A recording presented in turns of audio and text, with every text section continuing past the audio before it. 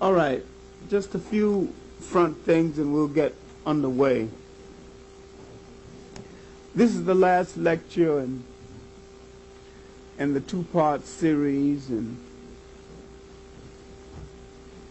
we've become a kind of a family, and don't think you're getting rid of me, because I'll be coming back occasionally on Thursdays, depending on my teaching schedule, and I'm seriously thinking about just giving up teaching for a while for writing, so that means that I might be a Thursday or a Wednesday, depending on what is needed. I promise you an in-depth lecture on the Zulu people. I haven't forgotten it, and I won't forget it.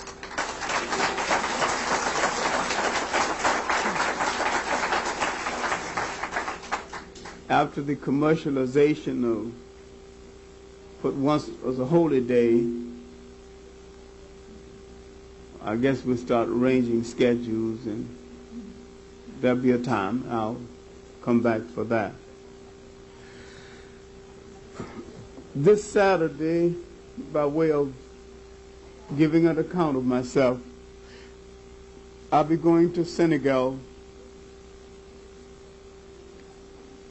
for a pre-colloquium for the Festad. I'll be delivering a lecture from an extensive paper that has kind of broke my back this last month, Pan-Africanism, a history of an idea in the African world. Because I'm a stickler for what is new and what is different, and I wouldn't walk across the street just to do the ordinary.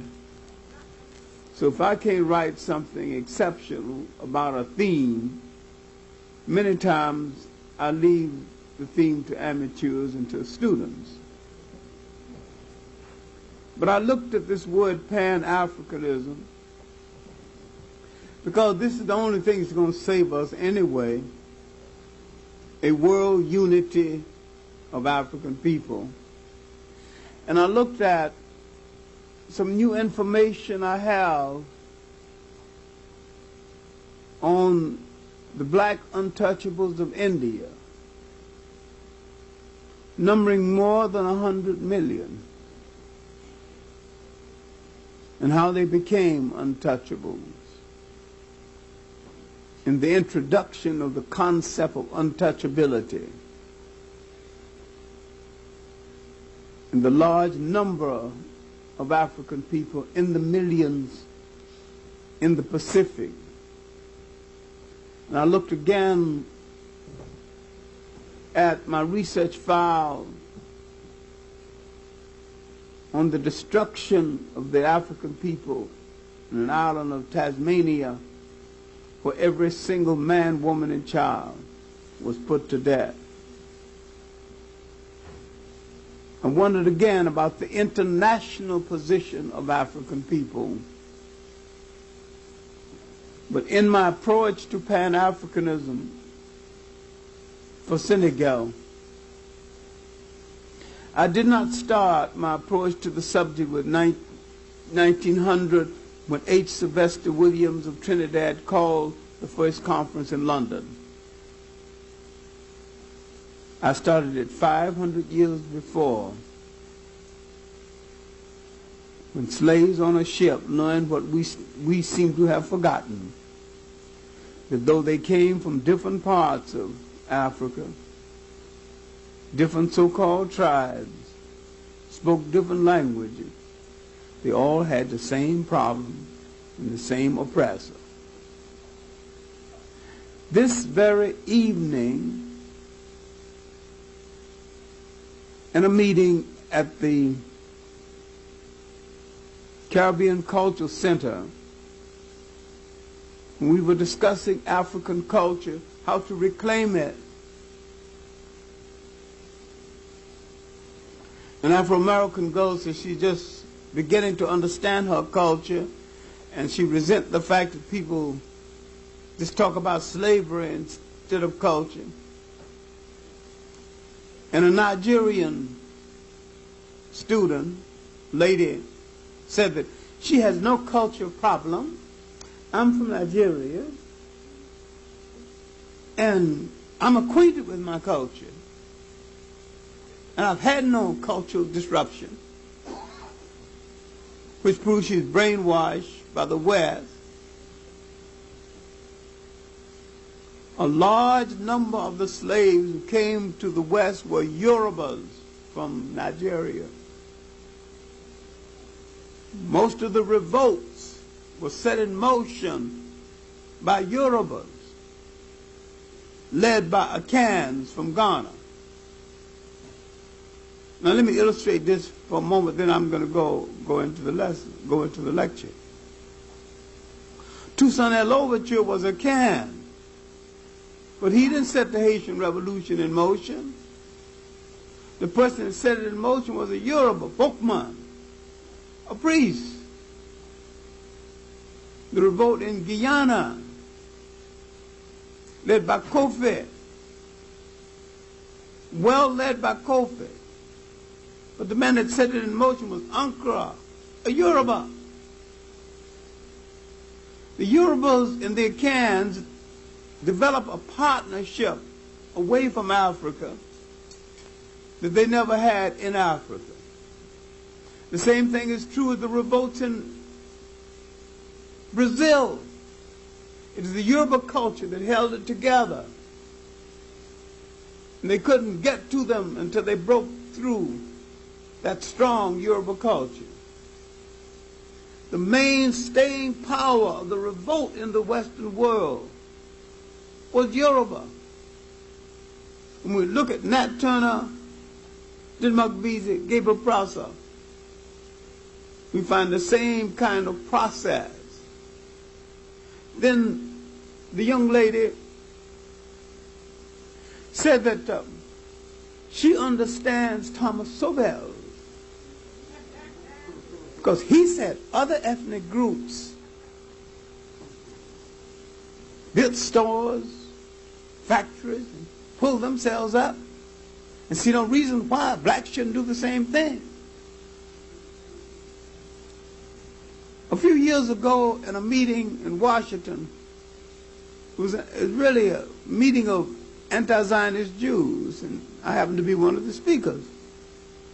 And afterward, some foreigner, a German, came over to me and says, "You know, Professor Clarke, other groups in America have pulled themselves up by their bootstrings. Why haven't your people done the same thing?" I lost my cool and I said that because someone stole our boots, you racist.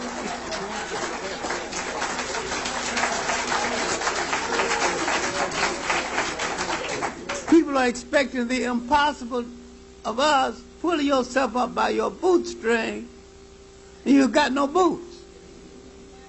The neatest trick of the week if you manage to bring it off. Then this girl said, she said that, why don't blacks progress like other groups? I said, look, every group came here looking for something.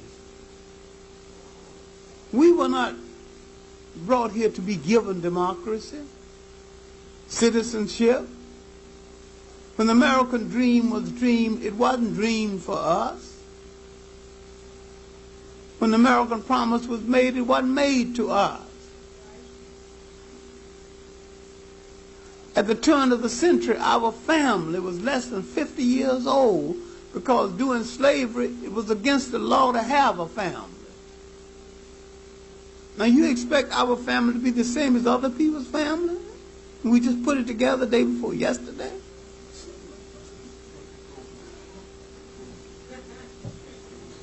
Now the same man who's judging you and writing the textbooks about you is the man that broke up your family in the first place and made it a law against the law for someone to teach you to read. That's the same man that's calling you dumb.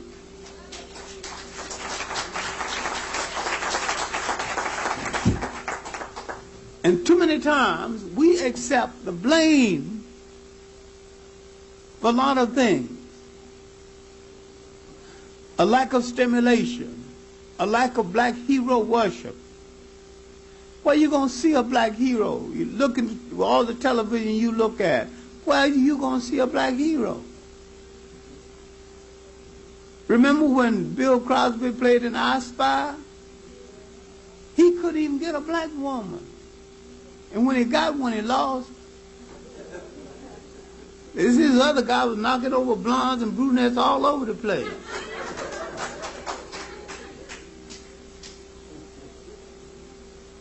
Oh no, then they said a black man's a criminal if he have feelings the other way, but the mass media has given him feelings the other way. Because the mass media in 20 minutes can do more educating than other people can do in 20 hours. With our kids looking at all these misconceptions of the hero and never seeing themselves emerge as the hero. He has some misconceptions about himself and his ability to be a hero. In this evening's discussion, talking about culture, and how to infuse our culture into the curricula, everybody forgot to emphasize that slavery was a war on our culture. It was a war on the culture of all the non-European people of the whole world. And that the most cultured people in the world were told they had no culture and also had no God that was worth worshiping. So the European not only gave you a new psyche, a new mentality, new clothes to wear, a new God to worship, then he didn't have to build jails. His building jails was redundant because he already had you in one and still have you in one. When I look at this beautiful Nigerian girl spouting all this conservative nonsense, but she knows her history already, and I just asked her a simple question. How did Nigeria get its name?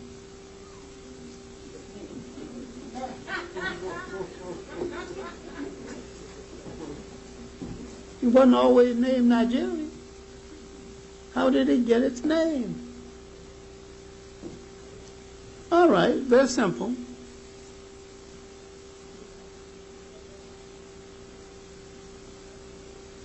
Near the end of the 19th century, Lord Lugard was governing all that territory for England. And the chartered companies, these commercial companies, had their own armies governing each territory, all of them rapists, all of them gangsters. Same as the two gangsters in Washington now arguing over territory. You think you got a friend among them. Just like gangsters, you take the east side, I take the west side, don't you bother my territory, I won't bother yours. They ain't talking about socialism, and one's a socialist. They ain't talking about capitalism, and one's a capitalist. They ain't talking about Christianity, and one's a Christian. They ain't talking about democracy, and another one's supposed to believe in that.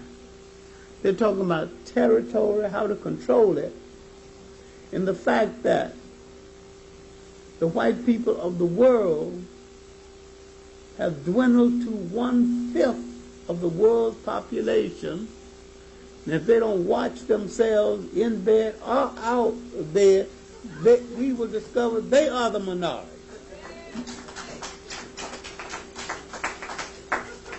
So once they put it together, they're going to have to ask them for permission. And once we remember the one thing about power is the ability to include and exclude, there's a whole lot of people they're going to have to deal with. All right, now back to the subject. Because we have a lot of miseducated African people around the world. And we've got a lot of African people who can be educated overnight. They're so hungry for it. When they had the difficulty in Fiji, when they discovered that some American blacks were interested in that case and some Africans were interested in that case, they said, we thought we were alone in the world. We didn't know we had so many relatives. They had no problem becoming African people. They had no problem relating to the other relatives in the world. Glad to do it. We're a big family. Now, my talk for tonight,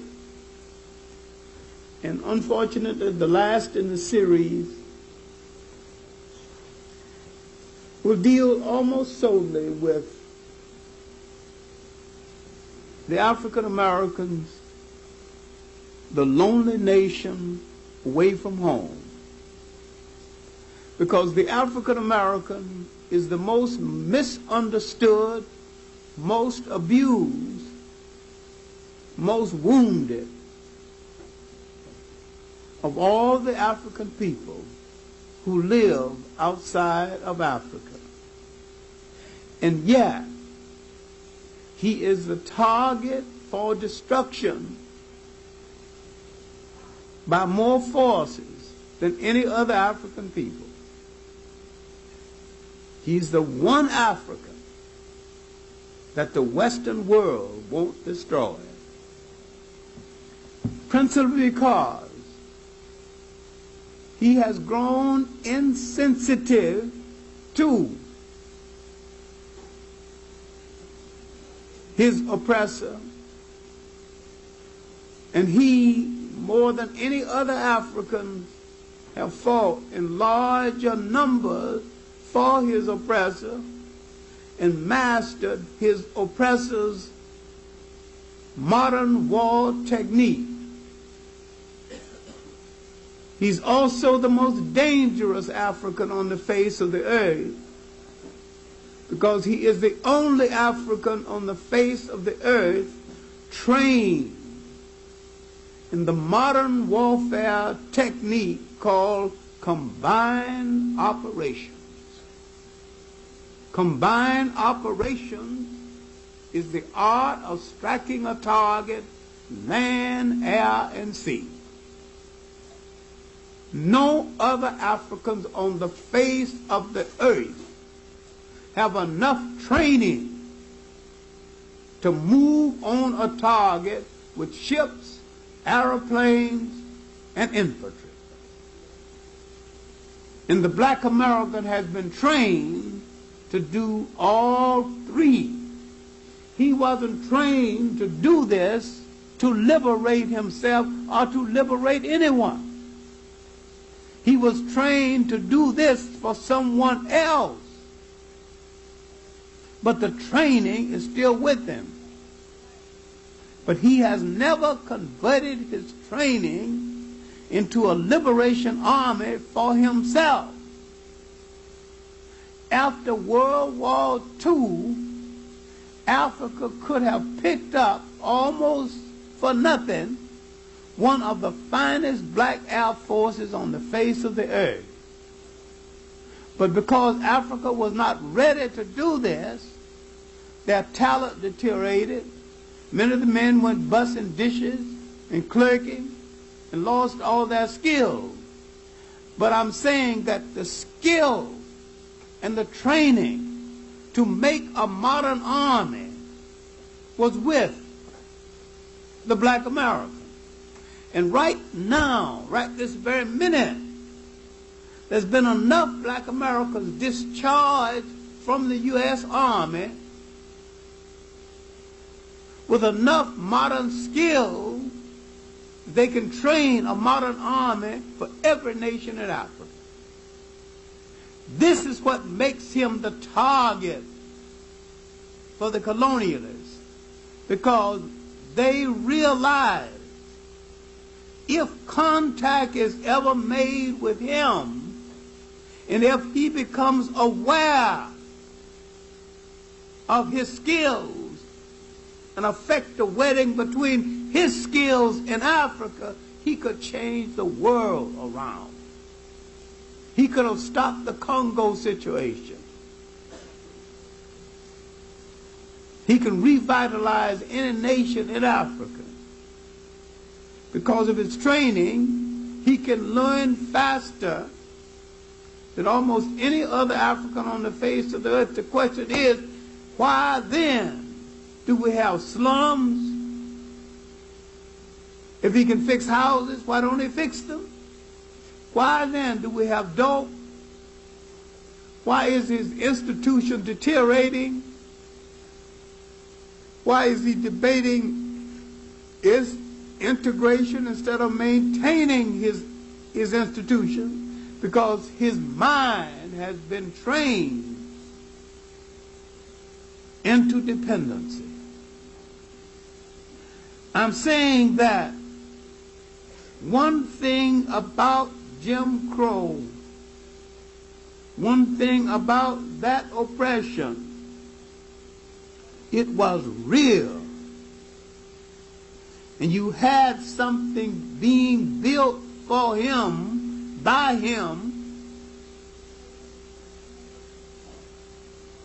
to sustain his institutions and sustain himself, and he had no illusion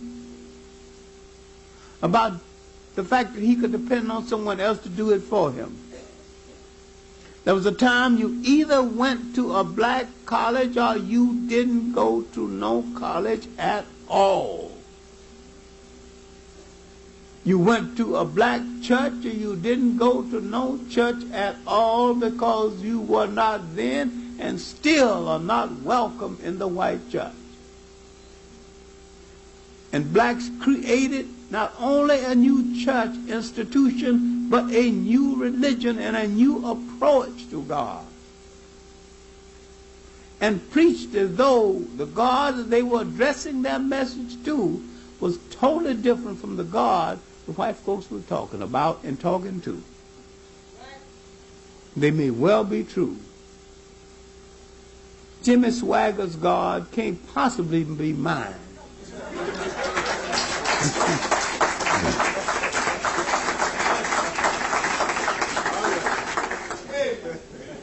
This was the survival of African culture.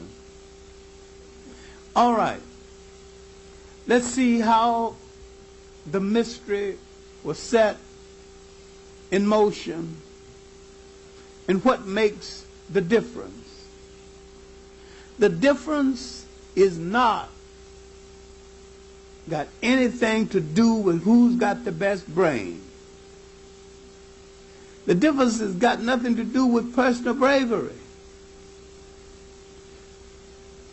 The difference has got to do with the isolation and the nature of oppression and what each one had to react to. And the difference has got to do with what oppressor left you with illusions and what oppressors did. Now, a few weeks ago, only 3 weeks ago, in the meeting on Marcus Garvey in Jamaica, I said, because I didn't want to disturb a lot of people by saying it in the public lecture, but in the private gathering,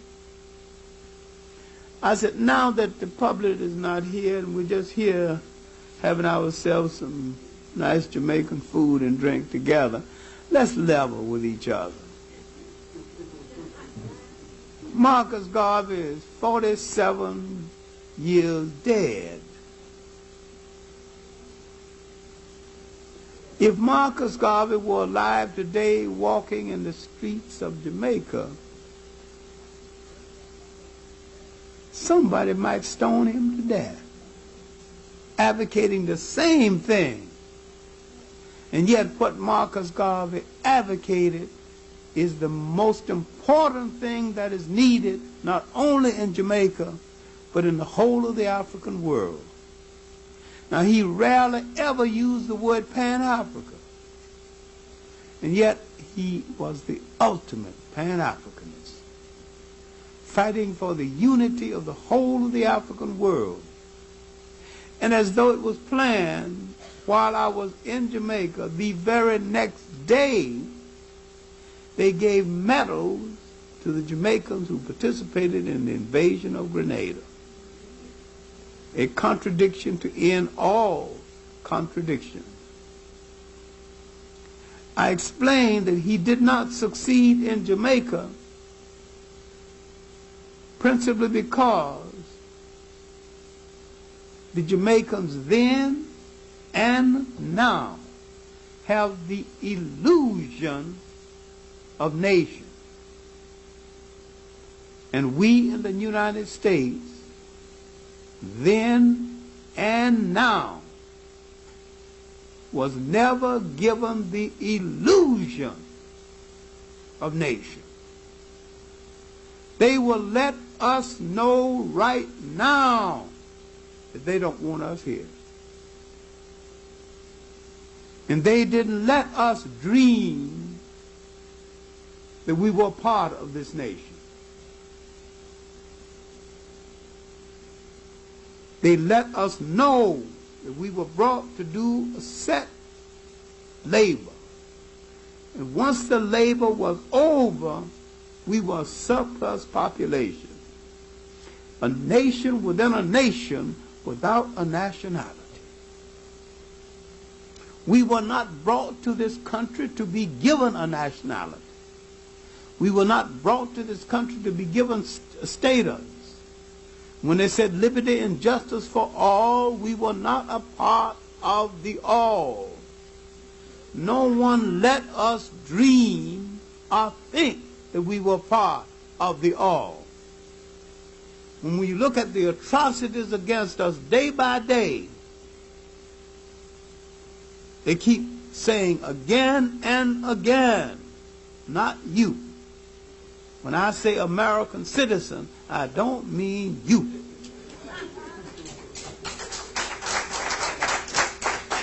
Now, this nation has mortgaged its soul and lived a lie and tells a lie to the world because they dare not face up to the fact that you've got a massive nation inside of the United States living under a condition many times worse than Nazism. The United States can address itself to Russian Jewry, all about human rights. Don't you think this girl, these cops raped, has human rights? They won't address themselves to any issue of this kind. Well, all right. Because we have not examined the illusion that went into the original entry in the United States that wouldn't go away, we can't deal with the present because we think that maybe this country has betrayed us. This country has not betrayed us. Didn't promise you anything in the first place because they wasn't talking to you. If you're in an English country, they give you the illusion that they're talking to you. Read the Mansfield decision on slavery. He who touches British soil, breathes British air, becomes a free man. That sounds real good. British kept slavery 100 years after that. Mansfield decision. You think the British becoming liberal? Nothing. They were freeing the slaves in England because the slave was redundant in England. Wasn't even needed in England. And either he had to free the slaves or put in England or put down a revolt of the British working class who wanted their jobs. So he didn't free them out of benevolence. He freed them out of necessity. All right, now when we arrived in the country had not worked out its racial pattern. 1619, 1 year before the Mayflower. And we won't talk about the Mayflower people because they're not exactly my favorite people anyway. And I often tell my students, if someone say they came over on the Mayflower, descended from those people, do not laugh directly in their face. Cup your head and laugh to one side. Have good manners. Those were discards, degenerates, thrown out of Harlem, fornicating with the sisters and the mothers in the street. Then they came to America and began to oppress the Indians. Then the governor of the Massachusetts colony wrote back to England, why did you send these people over here? But when we arrived, they had not worked out the pattern. They hadn't even worked out the color scheme. And there were so many poor whites who were indentured servants, and we became indentured servants, not chattel slaves at first. And so the white indentured servant and the black indentured servant didn't see any difference in their status, so they got along well and married each other, and with no eyebrows raised about it. Poor was poor. And they were all treated terribly in the filthy ships that they brought the British indentured servants over. No, was about as filthy as the one that brought the Africans over. So now you had to create a color scheme to put the poor whites against the blacks. While when England had put the poor whites, posed the poor whites against the blacks from the beginning by giving the whites job categories that always made them look above and better than the blacks. And most of these whites were poor Irish.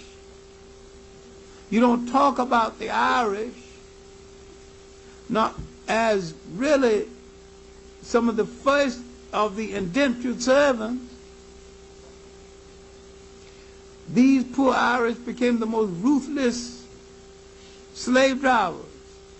Simon Legree and Uncle Tom's Cabin was Irish.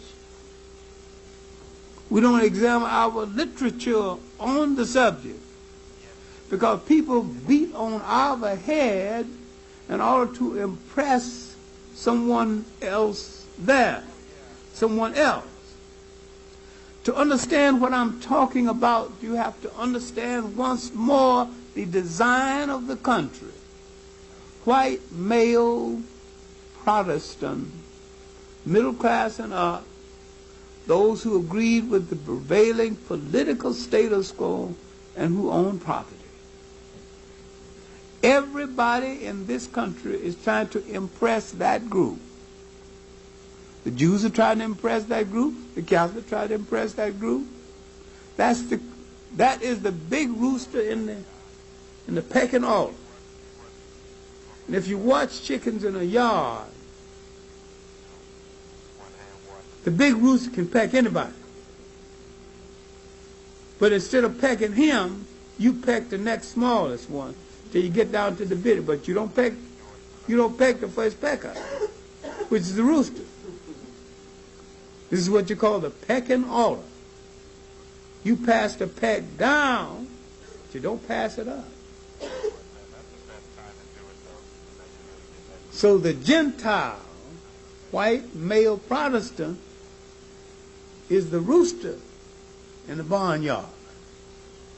He has his way. And if you look at a book called 60 American Families, the richest people in this country falls into that category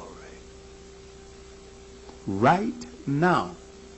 And the same 60 families and their descendants who control the major wealth in the country at the turn of the century still control the major wealth in the country. All right, now, back to what happened to that original group, 1619 group, about 20. They worked their way out of indenture. They became landowners. And one Anthony Johnson became a slave owner. And why we know so much about this is because slaves could at that time take their master to court for brutal treatment, and one of his slaves had to take him to court. This is why we got a record of it. Now, I'm not proud of a black slaveholder, but as a matter of record, there was some black slaveholders. In Carter G. Woodson's book on the early black families, it's additional documentation for this. Now, our history in this country is working our way around all these illusions and assuming that certain promises were made to us that were not made to us, taking handouts and crumbs from the table, while other groups and other places fared a little better, but do not assume that slavery was mild any place. Slavery was different. And being different does not mean it is less hard. I mean, the slave owner was less crude in his administration of the system, but he still administered the system. He still killed. He still sold families from families. All right, now come the American Revolution. We hear all this talk about liberty and justice for all. We believe some of it. Now, again, we have to go over a neglected but well-documented part of our history. The presence of a large number of Caribbean activists in our movement before the American Revolution and after the American Revolution. Why Prince Hall of Barbados, founder of the Masons? Why Peter Ogden, Antigua, founder of the Odd Fellows? Why Russ Wong, one of the first to graduate from a college, one of the editors of Freedom's Journal? Why Robert Campbell, another Jamaican, who would go out with Delaney and search for a place for settlement Why this harmony between two African people who don't seem to have much harmony now? Why did they display so much good sense in the 1880s, in the 1800s, and in the 1900s? And we're talking so much nonsense to each other in the 1900s, going to the 21st century. What has happened to us? What made these visiting Caribbeans have a certain kind of nerve and inject a certain kind of sparkle in our movement that wasn't there? They came from a system that gave them the illusion that a free man was free. These were free blacks as against slaves. But a free black in the United States was free in quotes and limited in what he could do. The free black from the Caribbeans was no freer, but he had the illusion that he was supposed to be freer, and he acted accordingly. And yet they gave something to the whole movement that wasn't there. They would help set in motion the colonization society. Ruswan would go to Liberia, find the Liberian Herald, newspaper still in existence. In the 1850s, they stopped coming in any appreciable numbers. And the free black in the United States began to visit them, because while there was still slavery in Jamaica, throughout the whole Caribbean island, they were free enough to invite black Americans in the struggle to come down and rest up a while. All right, now let's look at the scene they had and the scene we had. In the mental depression brought on by our scene and the slight relief brought on by their scene. They were on an island. They were the majority. When you are the majority, though you are a slave, you get the feeling that ultimately you're going to be the master of the land. And that's true, because most of the time you are going to be the master of the land. They could go up in the hills of Jamaica, and sometimes for months and almost a year they wouldn't see a white man. There was no place we could go where we didn't see him or reminded of his awesome power. Now look what is happening to that mentality. Willis and Huggins would say years later, we rise each morning and petition for the right to live to the end of the day. And the next morning we have to petition all over again. Because this is where the phrase going to meet the man, literally going to get permission to live one more day.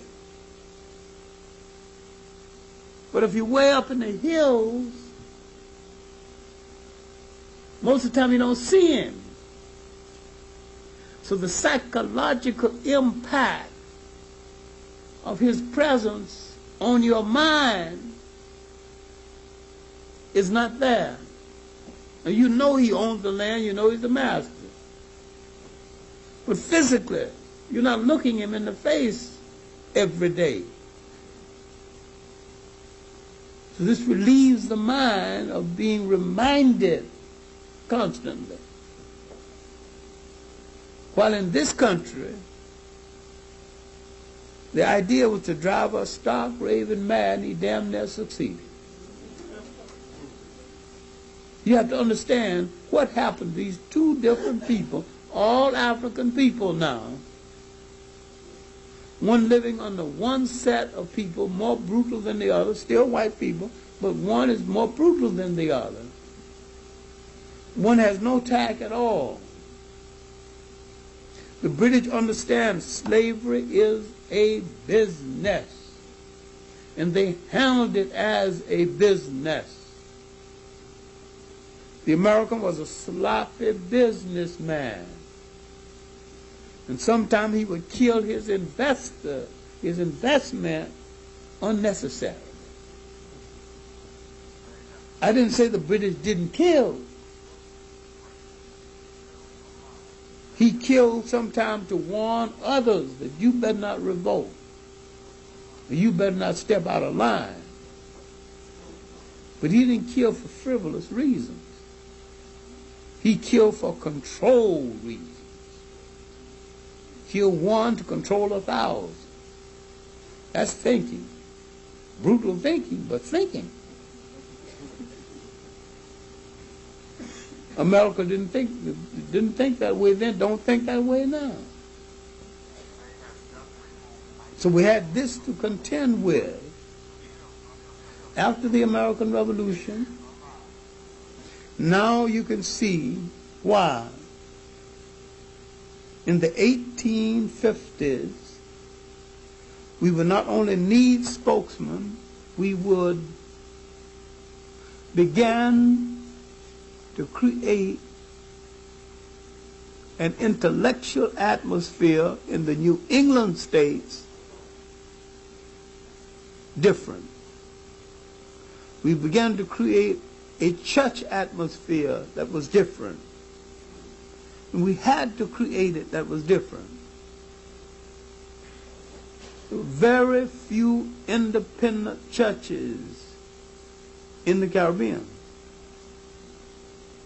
They're tied to some European church, Scottish church, British church. There was no need because the missionaries, the Moravians, and other missionaries let you in their churches and administered to you. But this didn't happen to us. So we had no choice but to build the independent institutions because we were working with a different kind of psyche and relationship to the white people we had to deal with. See, more and more we're becoming isolated from the Africans and isolated from the Caribbean people. This is what I mean. The lonely African nation away from home. Still an African people no different from any other African people when we left. The difference is the nature of oppression and the nature of the oppressor and our reaction to it. All right, slavery was hard in the Caribbean islands.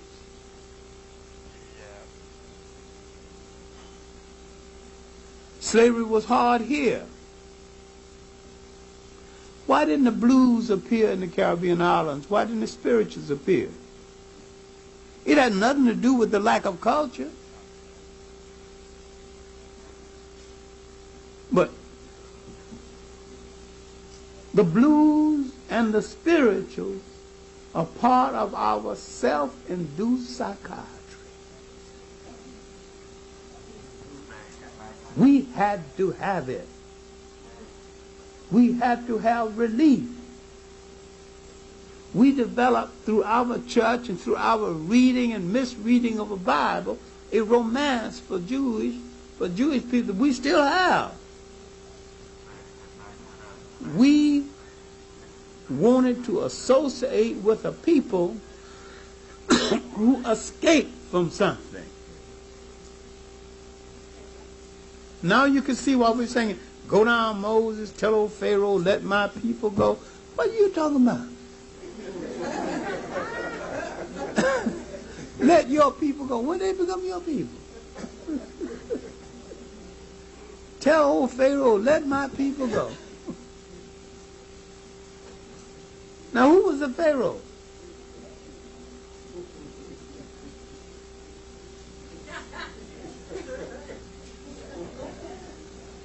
They weren't your people. Now if you read the real history of the story, it comes out differently.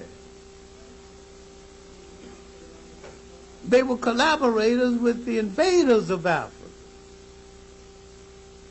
When the Africans came to power, the Africans said that whosoever obeys African law may stay. And those who don't want to obey African law, now that the Africans are back in power, have to go. Those were the ones who decided they wasn't going to obey African law. How did they get to be your people? Go down, Moses, tell old Pharaoh, let my people go. Now, because we do not dig deep enough into African folklore, we don't even know where the first story is recorded about someone parting the sea. We don't know where the Jews copied the story from. And they copied it and said it really happened. This is allegory. Allegory don't have to be true. Caesar B. DeMille made a fortune out of it. Died with so much money, his great-grandchildren won't finish spending. Charlton Heston made a lot of money on it. But if you want to know one of the first African stories about parting the sea, a pharaoh was kind of despondent. And so in order to cheer him up, he wanted to go on rowing on the Nile. So all the rowers, the lady rowing the boat, were beautiful ladies. And so the chief lady rowing the boat up ahead was rowing. Then she leaned over and dropped her bracelet in the Nile. She stopped rowing. She got despondent. I ain't gonna row no more. Lost my bracelet. A necklace or something. So the magician, remember, magic had a lot to do with the creation of religions. There's a 2-volume work, Religion and Magic. All right. And so the magician was wrong. She told him. She dropped her necklace or bracelet. He said, all right. So he stepped out, parted the Nile. Then it got dry, reached down, picked up her bracelet, gave it to her. Water came down, and then she rode the boat on. Everybody was happy. That's the first story. That story was 3,000 years before the Hebrew entry.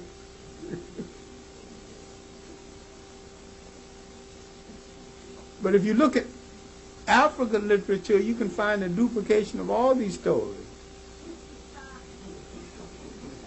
And I think some of our spirituals will be changed around.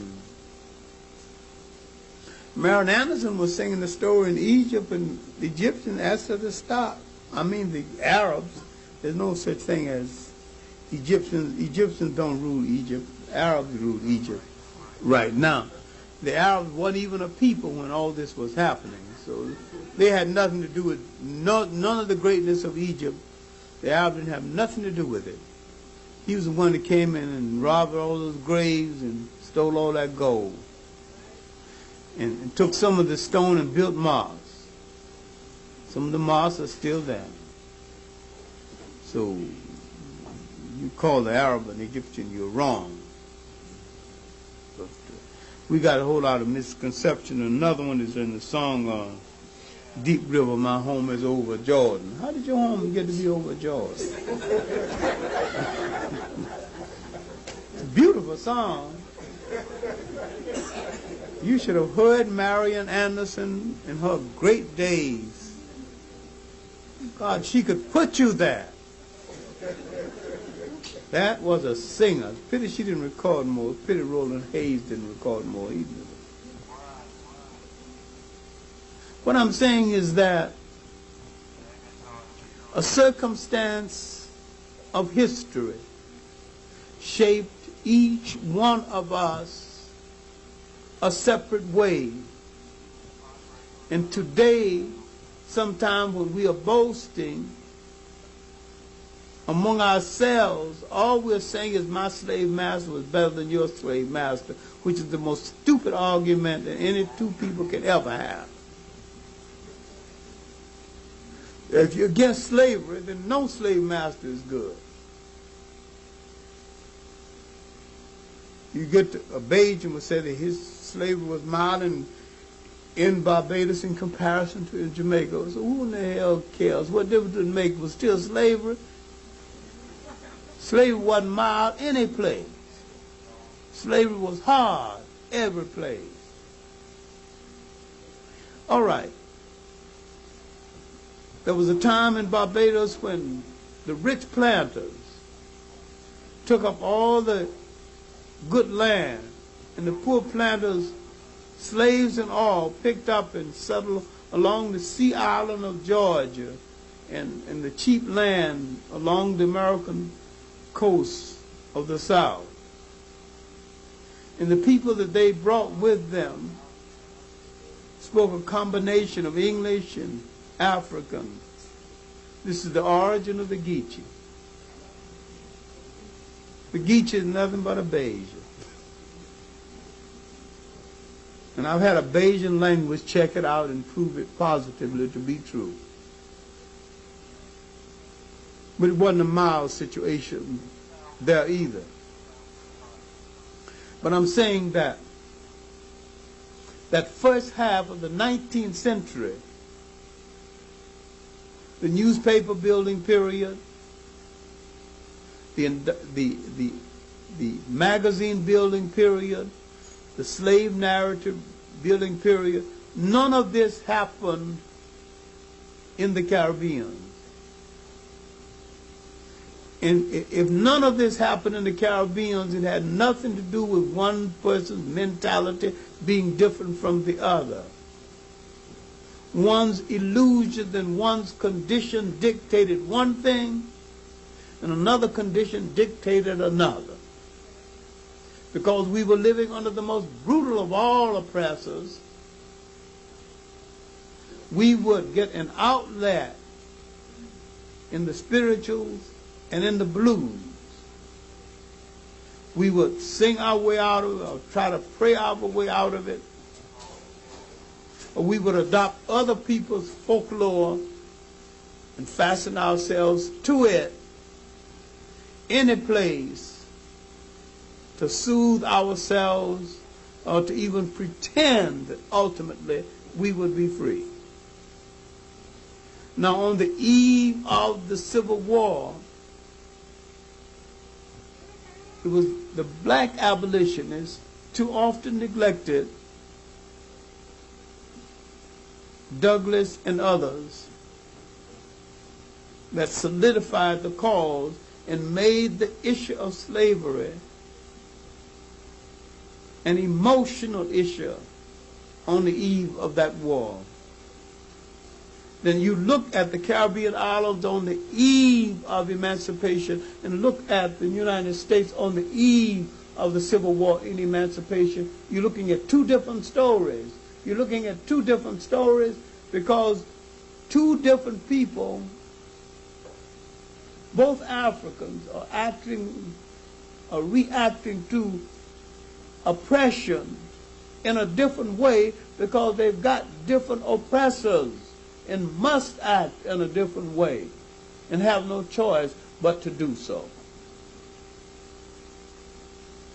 African Americans would go into that war and in one battle alone win 16 Congressional Medals of Honor.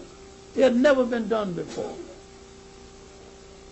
Why did they fight so bravely for a nation that had betrayed them and that still betrayed them? They had the illusion that if they show their manhood, maybe someone will reward them with the concept of citizenship. It was a gamble. But the gamble didn't totally pay off, didn't totally lose either. Because after the Civil War, there was 11 years of pseudo-democracy. Blacks came to power briefly in the South, congressmen, 2 senators, mayors, more mayors in the South than they've got right now. Mayors in cities in the South that have no black mayors now. Galveston, Texas, and a whole lot of places. The position of mayor is one thing, but blacks had certain key state positions in the South during this period that they don't have now, like state position, state director of the state treasury, head of the state parties, solicitor generals on a state level. Now, immediately after emancipation, you want to know, where did all these educated blacks come from? Some of these blacks were mulattoes, in fact, most of them were, whose white father had staked them to an education. He even sent some of them to medical schools in Edinburgh, Scotland. They were the leaders mainly because they could read and write, and this explained why most of the leadership that appeared in black America immediately after the Civil War were light complected. This was not a thing like design. Now, if you look at Jamaica, it was a thing of design. In the United States, it was a thing of convenience. I'm not passing judgment on either one. I'm merely stating a fact. Mavis Campbell, who I talked to today, a brilliant Jamaican journalist and researcher, in her book, The Jamaican Colors, a socio-political history, done the best job on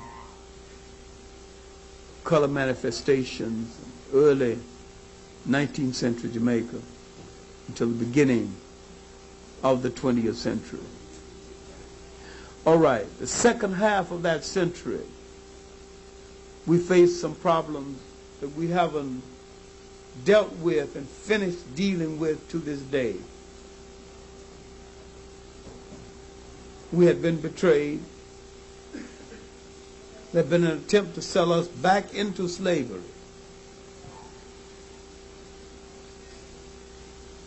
The promises of the Reconstruction had been betrayed. And the white friends we had in Congress, it was really only 2, one in Congress and one a senator, Thaddeus Stevens and Sumner, had been blocked off. Not much we could do. Liberia had been settled. The colonization movement was underway. A little-known movement we need to study again, the Negro Convention movement, was meeting every year. We are the meetingest and the talkingest people in all the world. We call more meetings, pass more resolutions, and get less done. Any people in the world. We will meet and vote and forget what we voted for. We were meeting then, our lodges, women branch, men branch. For that last 25 years, we began to face reality and shared illusions as we never done before. Bishop Turner on the scene, the fiery Georgia Presbyterian, the Back to Africa advocate, the whole concept of Back to Africa before Marcus Garvey, the Chief Sam movement, another Back to Africa movement that appeared in Oklahoma. Chief Sam was a Ghanaian who was going to get some ships and take all of us back. The ships never appeared. A lot of people sold that material, gathered to Galveston, Texas, waiting for the ships to come to take them away. Ships never appeared. They had to go on back home, shame their face, and buy some more furniture and try to live in America. When I say that we are the loneliest nation, that we are the lonely African away from home, we are the ones who were invited to the United States. And when we finished laboring, the job became obsolete. To this day, no African nation has invited us to come home, officially. The same as Israel had a law that any Jew who wants to return can return. Africa has no such law. Not one nation in all Africa. And yet Africa has more space than Israel.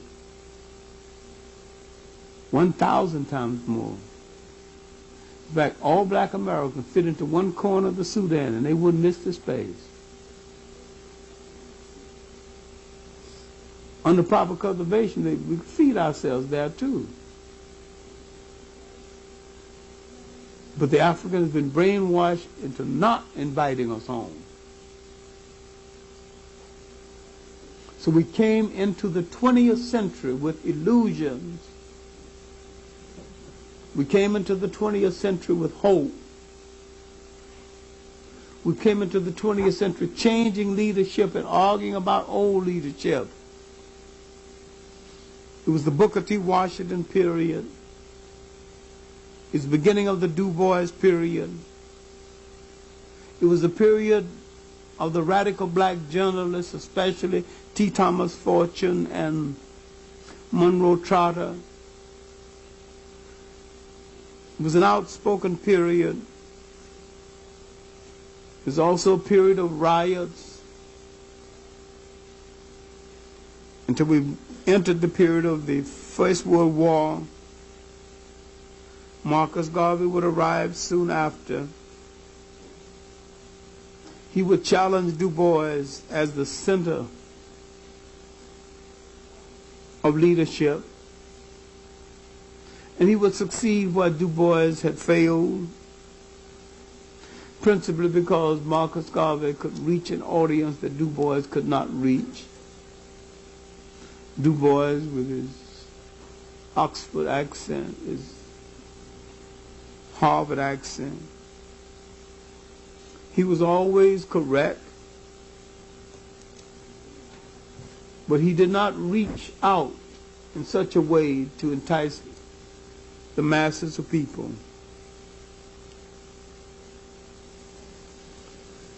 What Garvey brought was some illusions taken from his growth in Jamaica. The dream of ships, the dream of nation, the dream of wholeness, and a concept that came out of his maroon background, the idea of redemption and the idea of avenging old wrongs. He was listened to by millions of people, principally because he spoke a language and had a spirit that instantaneously communicated what many of the other intellects did not. We're not dealing with right or wrong. We're dealing with appeal. There had been great men of appeal in this country, but none the equal of Agave. Bishop Turner's preaching was mostly in Georgia, in the southern area. Du Bois was mostly among the intellect and the people he called the talented 10. A lot of blacks did not read Monroe Trotter's The Boston Guardian, nor did they read The Age under another great journalist, T. Thomas Fortune, who many times wrote speeches for Booker T. Washington. Blacks entered the war and came out with more illusions. In the 20s, Marcus Garvey is getting a massive organization underway. Now there's several political strings running side by side. As a literary organization, a movement called the Harlem Renaissance. Marcus Garvey is the political stimulants for that Renaissance. He's given the lonely nation away from home a reason for being. So they invest in his ships, in his schemes. And while they regret having lost a lot, they did not cry, because he gives them a meaning, a stimulus for living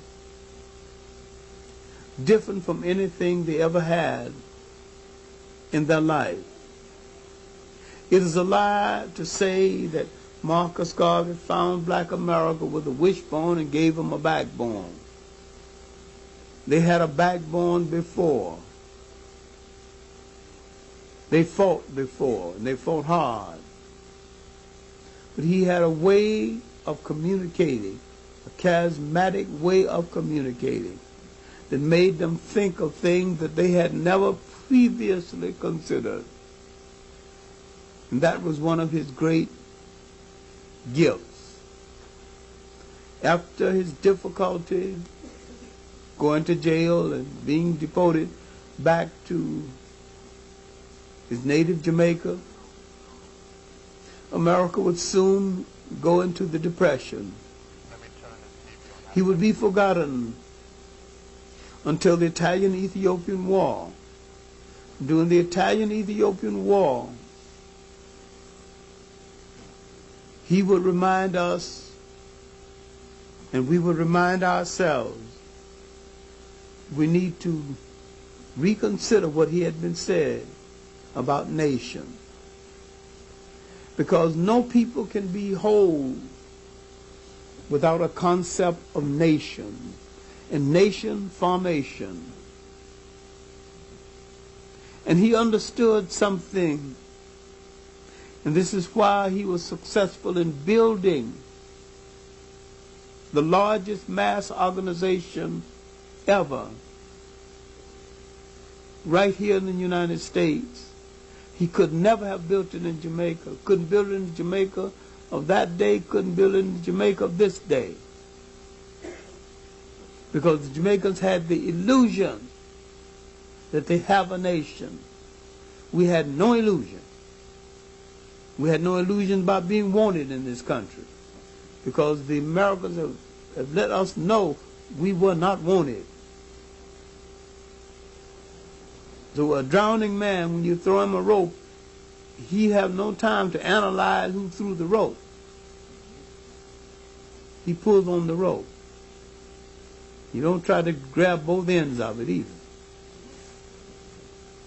All we knew that we needed some form of rescue, and we were desperate people.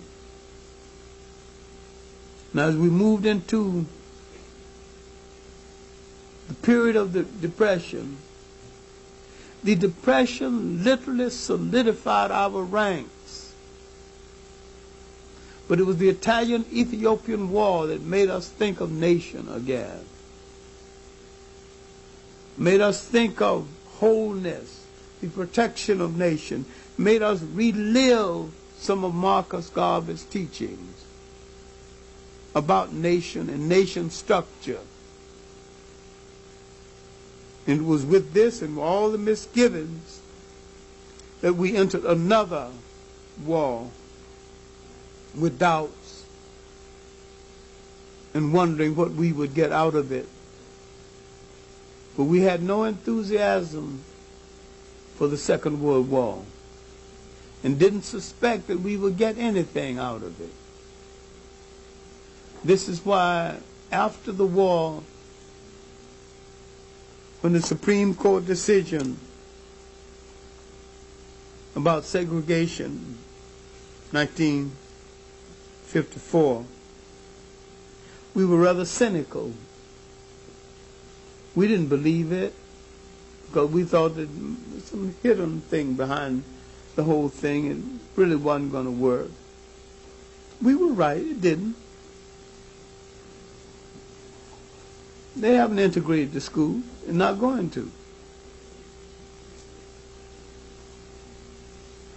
And all places are not completely integrated and not going to be. And we were so happy we let so many of our institutions go. But as the freedom rides got underway, the civil rights movement got underway, the African independence explosion got underway. This was about nation. And here is what we needed to make a reassessment. March the 7th, 1957, when Nkrumah announcing the independence of Ghana said, "At last the long night is over. Ghana, our beloved country, is free forever." We needed, all of us needed to sit down and reassess our approach. We need to reassess Pan-Africanism. Pan-Africanism, a motherless child wandering away from home, had found a mother, had found a geography. Pan-Africanism now could be tied to geography. It became now a meaningful ideology for the survival of African people everywhere. We did not make the reassessment. We did not see the connection. And yet a brilliant Trinidadian saw the connection. George Padmore. And he couldn't get this connection, couldn't get his idea across. He became advisor to Kwame Nkrumah. Really, he was advisor to him from about 45 on. 59, he was dead. When we look at the ideals that went into the African freedom movement and the ideals that mashed with the civil rights movement, the ideals that went into the Caribbean Federation, part of the same ideals came from the fertile mind of George Padmore. The Trinidadian aristocrat, really. Even changed his name so his other family, the rest of the family wouldn't get confused and get put upon because of his radical activity. Came from the nurse family in Trinidad. My main point here is that we have to think now where all of us will go. But principally, we have to think of what's going to happen to the loneliest African nation away from home. Numbering about 40 million people with the best technical training of any African people living outside of Africa. The target for dope, all kind of crack, all kind of crack and wisecrack and everything.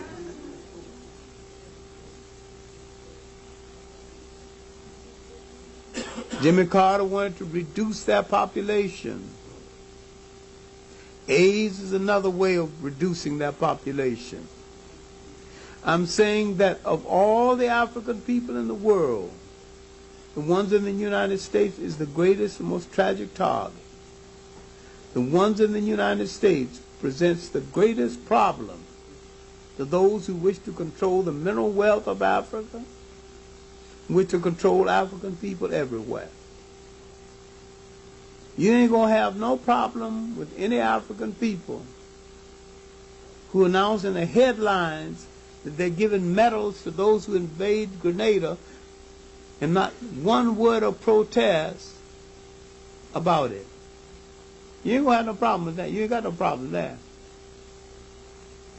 You got no problem with people who would boast that England is no longer part of our protection, but America's here with our flat tops and our aeroplanes, so you mess with us, America will do you in. All it's done is change slave masters. You ain't got no problem with people like that.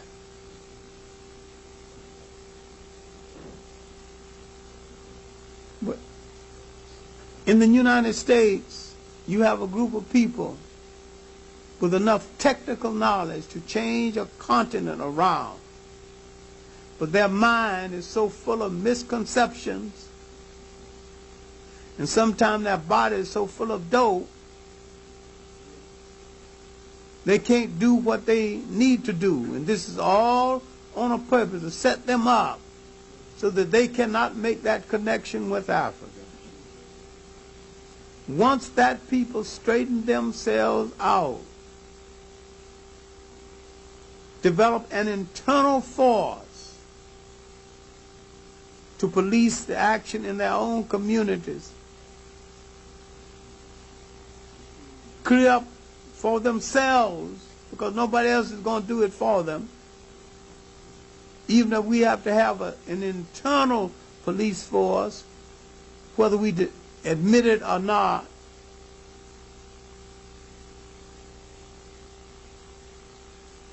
Charge the church with the role of getting across a new message to the people other than just praying. There's some spirituality in the revitalization of a community and opening up boarded up houses and fixing them and taking welfare people out of hotels and giving their children a healthy environment. Once we discover what we can do ourselves, study Booker T. Washington, W.E.B. Du Bois, and Marcus Garvey, and the concept of nation. The one thing that they do not want to catch on among us is the concept of nation. They have trained us into dependency. We keep worrying about what other people will do for us. We need to stop thinking, and once we begin to do things for ourselves, we can force these other things. We have to have everything that goes into the making of a nation. We should have the equivalent of it. There's enough of us. 40 million people. We should have at least 3 symphony orchestras, 7 theater groups, national, 30 clothing factories, all kind of farms. If you're going to wear wool, then you should have some sheep. When you wear cotton, you should have a cotton field. A lot of them. Own it. I don't mean work on it. Own it.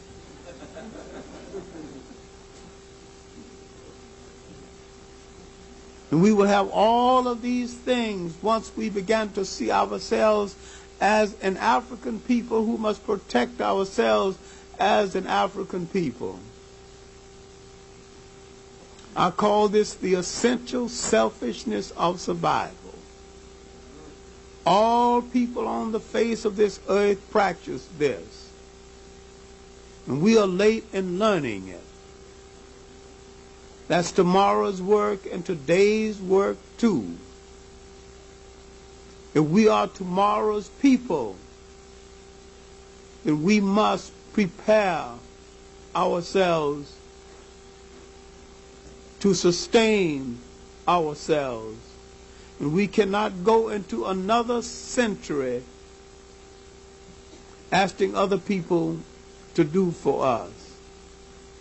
In one of her last speeches before she died, Mary Clyde Bethune said, "We must change from a people begging and pleading to a people insisting and demanding." If our peoplehood is to emerge and to be part of the humanity of the world, if we are to build nations again and to project ourselves again on the world, there's no one to do it but ourselves for ourselves. We are not only capable of building a new humanity for ourselves, we are capable of building a new humanity for the world. But let's start with ourselves. You can change the world if at first you change yourself. Thank you very much.